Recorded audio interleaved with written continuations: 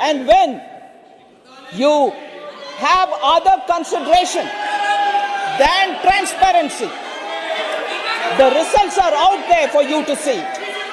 When the results are out there for you to see.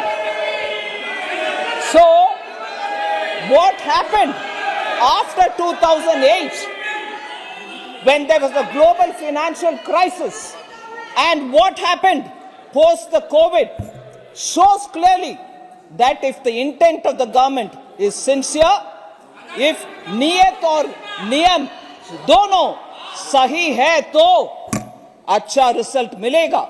जब आपके नियत साफ नहीं है और आपके कार्रवाई भी साफ नहीं है, देश को इतना गंभीर अवस्था में छोड़कर आप चले गए. उसको सही करने में 10 साल माननीय प्रधानमंत्री जी मोदी जी का उनके डेडिकेशन के वजह से आज देश उभर कर आ रही है, पूरे दुनिया में सम्मान हो रही है. सर, जस्ट टेक दो एग्जाम्पल्स लेना चाहिए, दो उदाहरण लेना चाहिए. एक मैंने सीरियस उदाहरण ले रही हूं, global crisis, global financial crisis 2008 के बाद इकोनॉमी कोविड जैसे उतना, with the benefit of hindsight, I confess, with the benefit of hindsight, covid जैसे इतना भयंकर गंभीर क्राइसिस ना था वो global financial crisis. It wasn't as serious as covid, but still I would want to say, but still I want to say that it was a crisis and the government should have handled it with sincerity, transparency. They started something, they ended up in something else. I want to believe, sir, this kind of a running commentary doesn't help anybody. If they have the courage that they've done a good work, they should listen and confront. If they have the courage, they should listen and reply. If they have the courage, they should listen to what I'm saying and respond. They don't want to listen. They don't want to listen. उनको सुनने में क्षमता नहीं है, सुनने का ताकत नहीं है, सुनने का ताकत नहीं है. इसीलिए ऐसे बात नहीं करने दे रहे. फिर भी मैं छोड़ूंगी नहीं, मैं बात करूंगी. सर, ग्लोबल फाइनेंशियल क्राइसिस को हैंडल ना कर सका, आजकल लेक्चर दे रहे हैं कि कैसे हैंडल करना है. मैं बोल रही हूं सर, ग्लोबल फाइनेंशियल क्राइसिस उस समय भारत के इंटरेस्ट को प्रोटेक्ट करने के लिए क्या क्या करना चाहिए वो कुछ नहीं कहा, कुछ नहीं किया, मगर उसके बाद भी स्कैंडल के ऊपर स्कैंडल चलते रहे और उससे देश को ऐसे गंभीर अवस्था में खड़े रख के चले गए. भगवान जाने अगर वो कंटिन्यू करते इस देश का हालत आज क्या होता. Sir, that is one story of global financial crisis के बाद सरकार ने भारत देश को कैसे बचाया.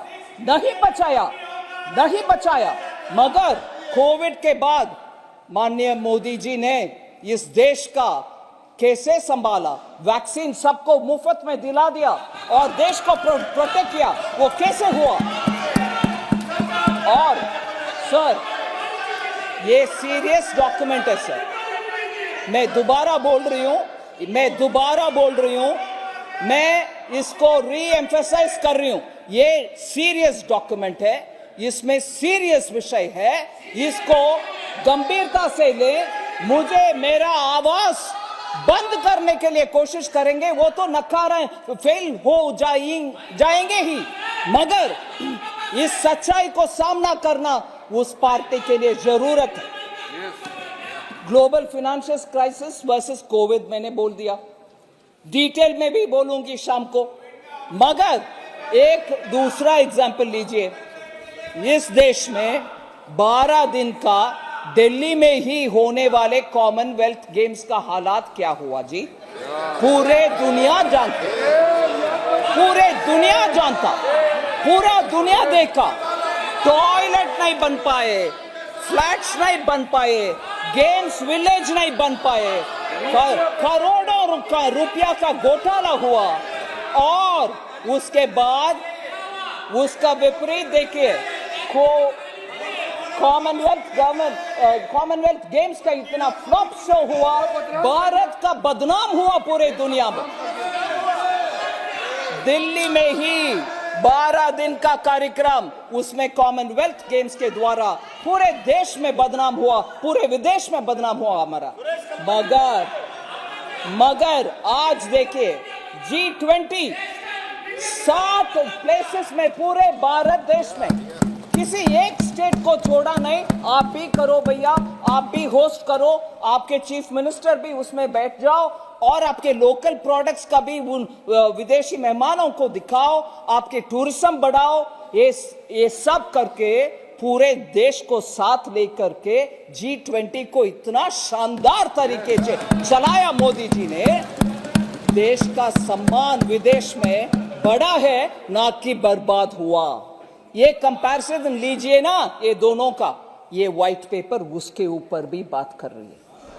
इसीलिए सर, एक विषय में बोलना चाह रही हूं सर, ये मैंने 2 उदाहरण दिया देश का सम्मान के विषय में, इकोनॉमी के मैनेजमेंट के विषय में। फ्रजाइल फाइल से आज पूरे इकोनॉमी को कैसे हम ले आए, इसके उदाहरण विस्तार से सिर्फ एक विषय बोलना चाह रही हूं सर, गंभीरता से बोलना चाह रही हूं। उदाहरण लीजिए कोल स्कैम, उदाहरण लीजिए कोल स्कैम। मैं 3 हिस्से में इसका आंसर देने वाली सामने रख रही।